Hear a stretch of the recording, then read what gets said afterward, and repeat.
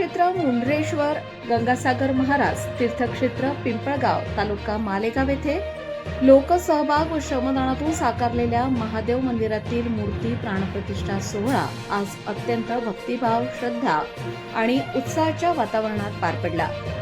या पवित्र सोहळ्याच्या निमित्ताने शालेय शिक्षण मंत्री नामदार दादाजी भुसे उपस्थित होते। यावेळी त्यांच्या हस्ते सहपत्नीक महापूजा संपन्न झाली। सकाळपासूनच परिसरात भक्तगणांची मोठ्या प्रमाणावर गर्दी झाली होती। हर हर महादेवाच्या जयघोषाने संपूर्ण परिसर दुमदुमून गेला होता।